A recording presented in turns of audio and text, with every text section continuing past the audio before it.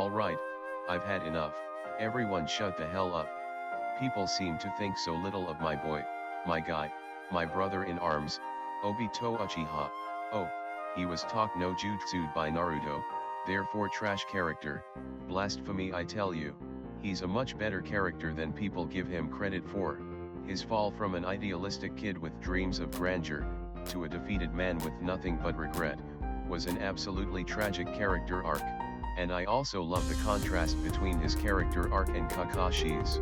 So much to go over, so please stick with me through this video essay, as I attempt to break down and dissect Obito's character. Growing up, Obito was a mirror image of Naruto. He grew up an orphan with the same idealistic ambition to become Hokage. He was a bright-eyed shinobi in a war-torn era, kept sane by his bonds with Kakashi, Rin, Minato, etc. I mean hell, with all the war and death in the Third Ninja War, you can't tell me Obito wasn't traumatized. Because of this, I feel like Obito resonated with Sakumo's story. Quick rundown, Sakumo is Kakashi's father, but more importantly, he was forced to make a decision between his mission and the lives of his comrades, and he ultimately chose the latter, and unfortunately, the backlash he received from the village drove him to take his own life. Sakumo was someone who valued his comrades' lives above all else, and this would ultimately be the philosophy behind Obito's speech to Kakashi. However, that pivotal moment where he sees Kakashi kill Rin right in front of him changes everything. This happened at a point where Obito and Kakashi were finally patching up their relationship. The former entrusted the latter with both his Sharingan and the task of protecting Rin. Watching something like this happen with the two closest people in his life leads to his discarding of all bonds. He disassociates from the real world, and even from his own identity, in order to protect himself from pain and assume the role of a quote-unquote savior. He hides behind a mask, behind multiple personas, all so he can finish the infinite Tsukunomi without being weighed down by his past bonds. From here, Obito is forcing himself down a path filled with regret. He fights, and essentially kills his sensei. He controls the third Mizukage for 3 years, transforming the Mist Village into the Blood Mist, assists in the massacre of an entire clan, kills a bunch of ninja, creates the Akatsuki which also kill a bunch of people. He was so disconnected throughout the majority of the story, and this contrast between him and Kakashi is great. Whereas Kakashi not only endures all the pain thrown his way, but he grows from it and accepts the world for what it is, Obito rejects it and avoids pain every turn. Also, you can definitely expect a Kakashi video in the future. Love that guy. Anyway, once Obito convinces himself that the current world is fake, and the Tsukunomi world is the true world, he essentially becomes blind to the life of regrets he's lived up until the war. And this is why I actually love Naruto's talk no jutsu in the war arc. As I mentioned before, Naruto is a spitting image of how Obito was as a child. Through witnessing Naruto's life, I think Obito was forced to face his regrets, and he begins to realize he could have been the Naruto of his generation had he not given up on his ideals.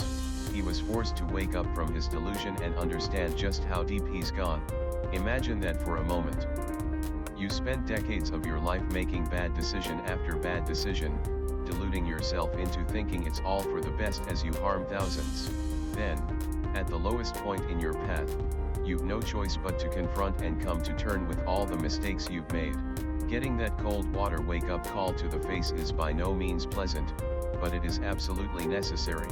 From the jokester persona of Toby, to the legendary identity of Madara, to the facade of being nobody, to even the savior facade of the Sage of Six Paths, this man stacked piles of masks on top of himself, and when stripped away to his very core, he's left with, well, as Black Zetsu said, a bitter defeated loser, left with absolutely nothing.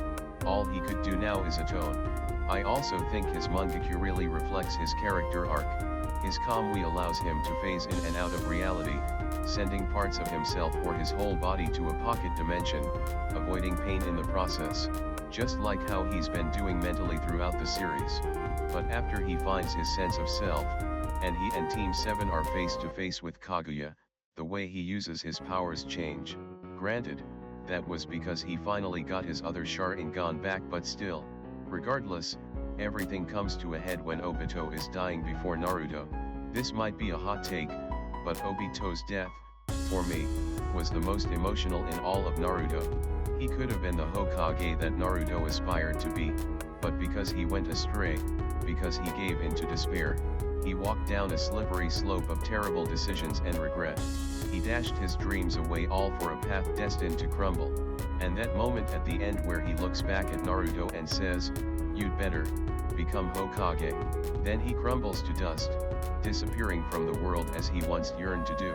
Obito failed in every aspect of his life, and when I look back on how idealistic he once was, I think, damn, I actually feel for this criminal. Also, the music that plays when he dies gets me every time.